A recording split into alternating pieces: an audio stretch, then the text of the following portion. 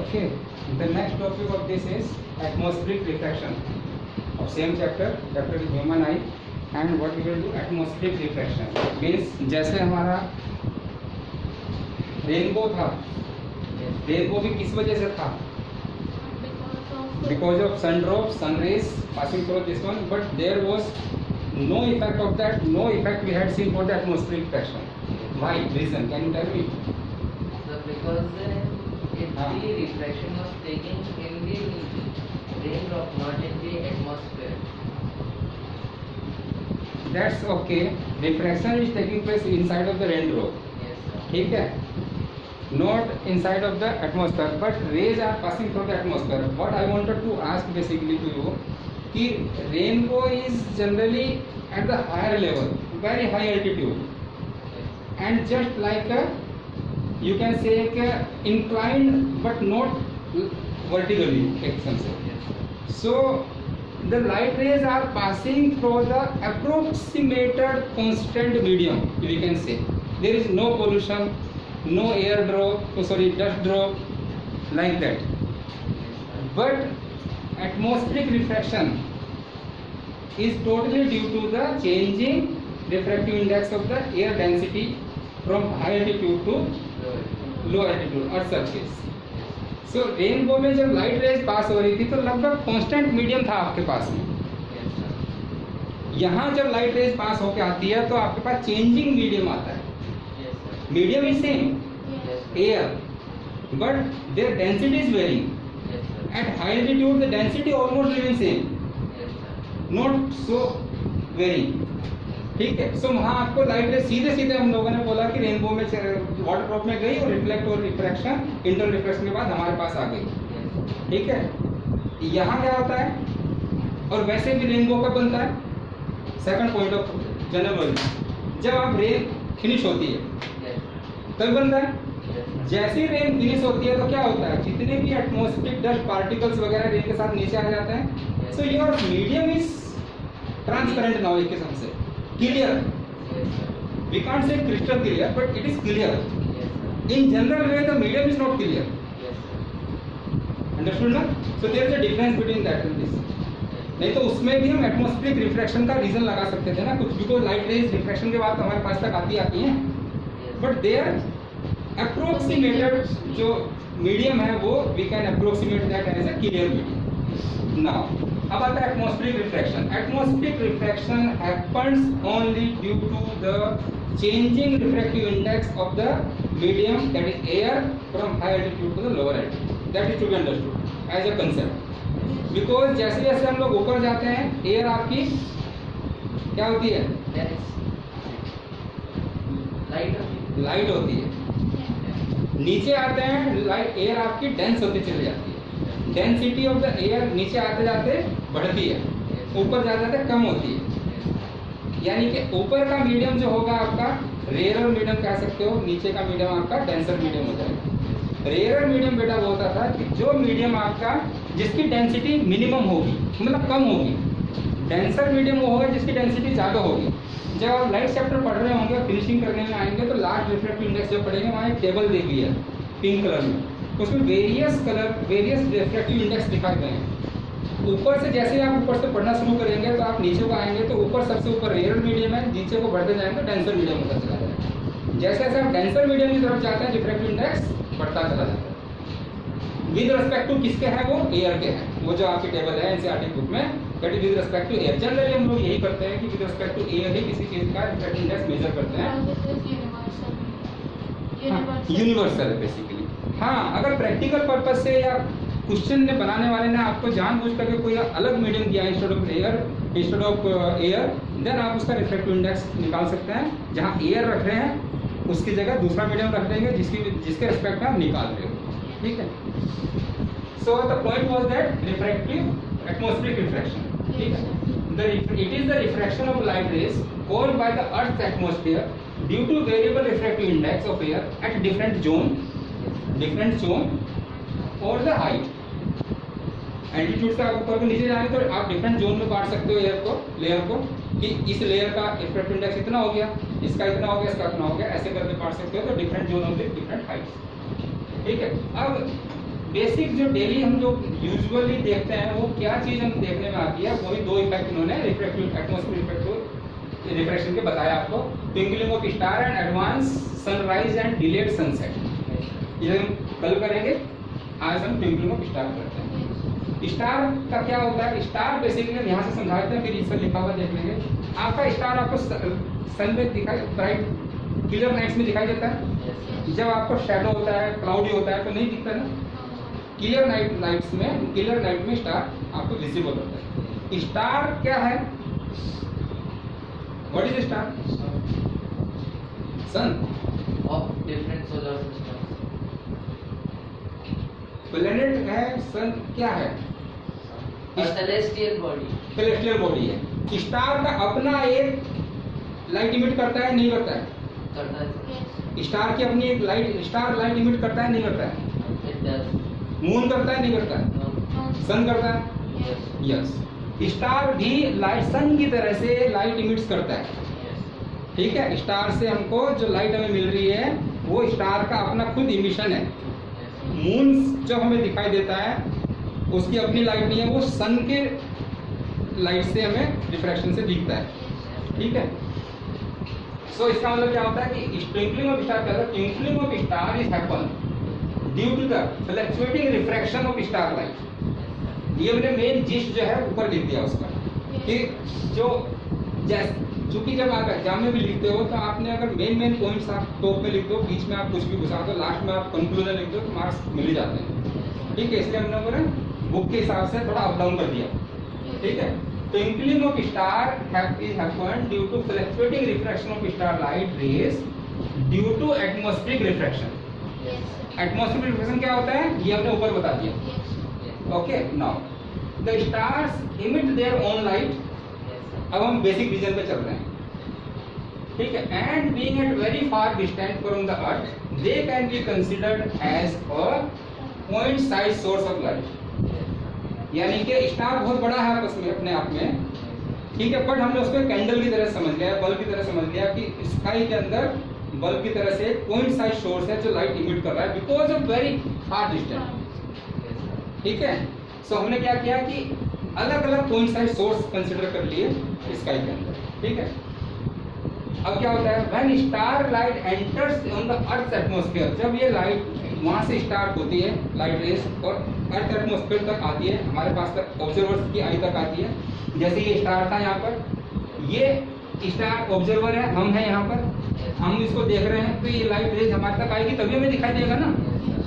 Cloudy में क्यों नहीं दिखता? बिकॉज लाइट रेज बीच में भी अनविजिबल हो जाती है, स्टेट नहीं आ पाती है, कहीं रुक गई तो हमें नहीं दिखाई दिया। अब ये हम तक आएगी तो हमें स्टार दिखाई देगा। और जब ये लाइट रे आ रही है हम तक तो ये डिफरेंट एल्टीट्यूड को, डिफरेंट जोन को पास करती हुई आ रही है, डिफरेंट रिफ्लेक्टिव इंडेक्स उसके बीच से होते हुए आ रहे हैं। जैसे जैसे ऊपर से नीचे को आ रही है तो रेयर मीडियम से डेंसर मीडियम में जा रही है। और हमने पढ़ा था कि जब लाइट रेज रेयर मीडियम से डेंसर मीडियम में जाती है तो नॉर्मल की तरफ को झुक जाती है, नॉर्मल से दूर जाती है, नॉर्मल की साइड में बैंड हो जाती है, टुवर्ड्स द नॉर्मल बैंड होती है इंग्लिश में बोलो। ठीक है, जैसे जैसे हम रेयर से डेंसर में जाते हैं तो लाइट रेज की डायरेक्शन नॉर्मल के टुवर्ड्स द नॉर्मल जाती है। यस, टुवर्ड्स द नॉर्मल जाती है। ओके, अब क्या होगा कि इसका भी रिफ्रैक्टिव इंडेक्स नीचे को बढ़ता जा रहा है। ये लाइट रेज आ रही है तो जैसे जैसे हमारे पास तक पहुंचती है यहाँ ऐसे स्ट्रेट लाइन ना आकर के थोड़ा थोड़ा ऐसे शिफ्ट होने से हो जाती है, बिल्कुल नॉर्मल ये हो गया परपेंडिकुलर, फिर नॉर्मल की तरफ को जाना शुरू हो जाती है, it bends towards the normal. तो इसका मतलब क्या होगा कि स्टार जो आपको दिखाई देगा वो एक्चुअल पोजीशन पे ना दिख करके अपरेंट पोजीशन के ऊपर दिखेगा, जैसे हमने प्रैक्टिकल किया था ग्लास के अंदर पेंसिल को डाल करके। लाइट रेज आप चैप्टर पढ़ेंगे तो आपका एक्सपेरिमेंट आता है कि आप ग्लास के अंदर पेंसिल डालें। ठीक है, तो आप और भी कुछ ऐसे एक्सपेरिमेंट किए थे हम लोगों ने, तो वो आपको एक्चुअल पोजीशन पे नहीं दिखते हैं। तो सिमिलरली ये आपका एक्चुअल पोजीशन पर दिखता है, अपरेंट पोजीशन पर दिखता है। अपरेंट पोजीशन पर दिखता है तो जैसे जैसे आप होरिजन यहाँ है, यहाँ होरिजन है, ये होरिजन है आपका, होरिजन मीन्स मेरा लेवल। ठीक है, इसीलिए मैंने नॉर्मल इसको बताया ना, I am looking like this, my normal is this, मेरा होरिजन ये हो गया। तो जब मेरा होरिजन है तो ये नॉर्मल की तरफ को बेंड हो रही है। अब ये क्या होता है कि ये जो स्टार लाइट होगी ये यहाँ से तब उधर की ओर जा रही होगी, तो बीच बीच में रिफ्लेक्ट होती चली जाएगी, बिकॉज रिफ्रैक्शन अलग अलग होते जाएंगे। जैसे ही मीडियम चेंज हुआ, रिफ्रैक्टिव इंडेक्स चेंज हुआ, रिफ्रैक्शन चेंज हो गया, रिफ्रैक्टिंग एंगल चेंज हो गया।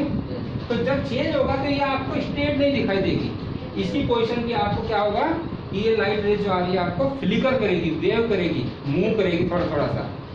इसी रीजन से इससे तो जो लाइट निकल रही है वो कांस्टेंट है, बल्ब से निकलने वाली लाइट कांस्टेंट है, बट वहां से मेरे तक आते हुए वो ऐसे ऐसे चल रही है।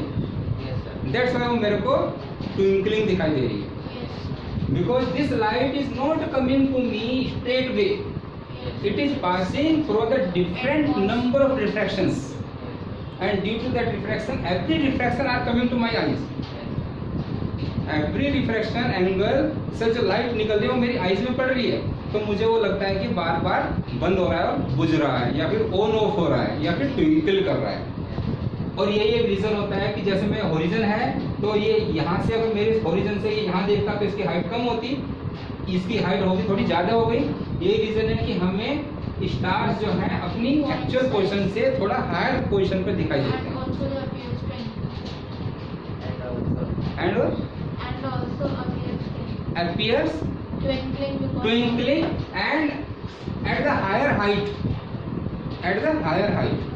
than to their actual height. So दो टाइप से क्वेश्चन बन सकता है इसी टॉपिक में से जितना हमने लिखा है कि आपको why the star appears above to the normal actual height, ठीक है, और why the stars twinkle, दोनों का रीजन एक ही है। बस इम्फेसाइज किस पे कर देना है कि जैसे जैसे रिफ्रैक्टिव इंडेक्स चेंज होता है, रिफ्रैक्टिव इंडेक्स चेंज होने के बाद नीचे को बढ़ता जाता है, रेयर मीडियम से डेंसर में जाता है, तो नॉर्मल की तरफ रेस झुक जाती है, और नॉर्मल की तरफ जाती है तो इसका मतलब इसकी हाइट बढ़ती चली जाती है, क्योंकि जैसे जैसे हाइट ऐसे यहाँ से ये नॉर्मल है, ये हॉरिजॉन्टल है, ये स्टार है, अब जैसे जैसे बैंड उधर को होगी तो इसकी हाइट नेचुरली बढ़ती चली जाएगी, ऐसे सर्किल में जा रही है तो इसकी हाइट बढ़ती चली जाएगी towards the normal. Denser is this one.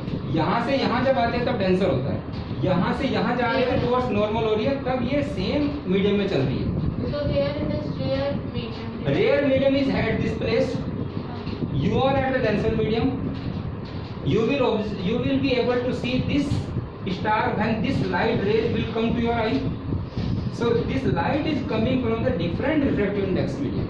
So rare medium is upper, denser medium is lower. जैसे जैसे आप बढ़ते जाते हो लोअर में आता जाता है, ठीक है।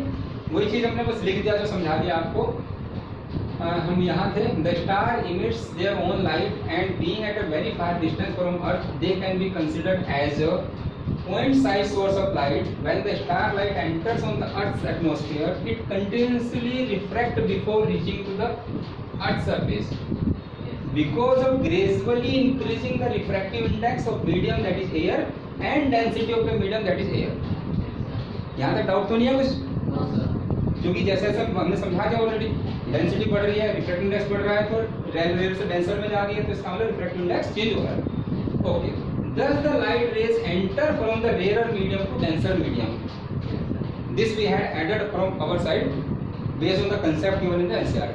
Okay, rarer medium to denser medium hence get bends towards the normal, due to which star appears slightly higher, bracket में डालते हैं apparent position than to the actual position.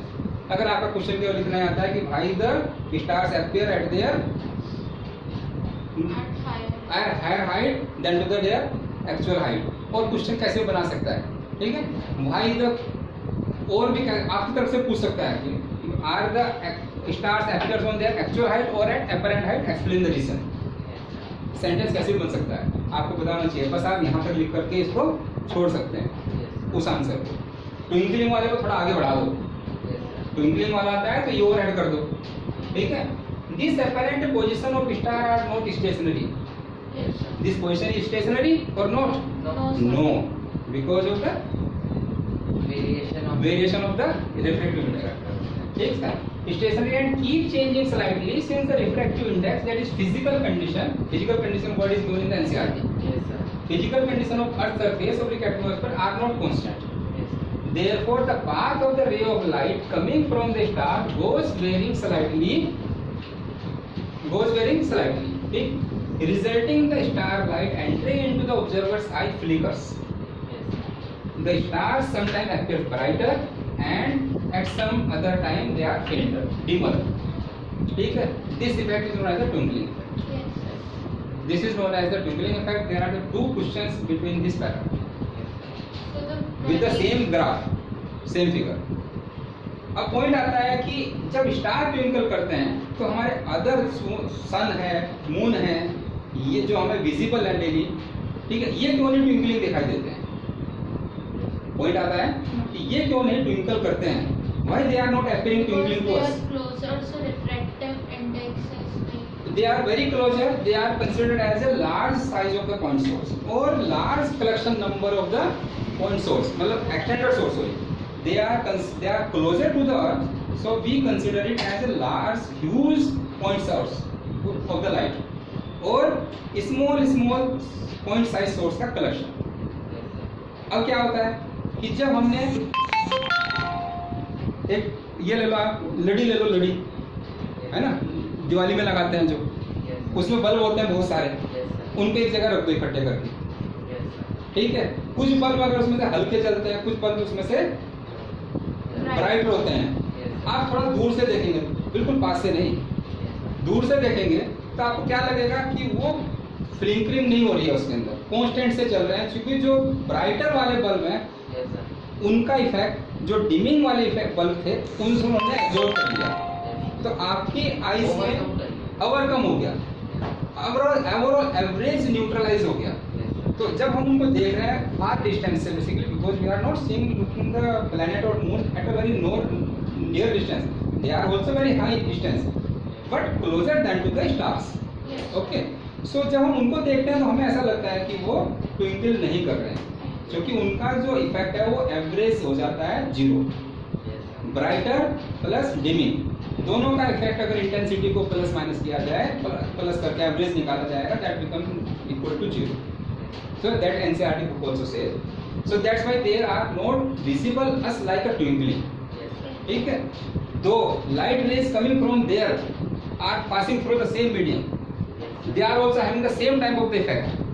It is not like that कि they are not passing from this effect.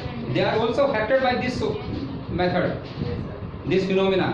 But because of the nullifying of the intensity of dimming and brighter, dimming and brighter का mix करके, तो हमें वो constant light दिखाई देती है। तो ये हमने लिख दिया है बेटा, the planet are much closer to the earth surface than the stars, therefore they appear larger in size and are considered as extended source of light. हमने दोनों चीज पढ़ी है लाइट में, आपने पढ़ चुका होंगे, extended source of light, point size light source. अगर हम किसी चीज को बहुत दूर डिस्टेंस से देखें, लाइट रेस आपको लेंस को पढ़ा दिया ना, मिरर को पढ़ा दिया ना, मिरर, अच्छा मिरर पढ़ाया, लेंस नहीं पढ़ाया, लेंस में आएगा वो। पॉइंट साइज सोर्स का मतलब अगर बहुत दूर से या कोई एक छोटा सा लाइट सोर्स रहेगा, ठीक है, और एक्सटेंडेड सोर्स का मतलब जो बड़ा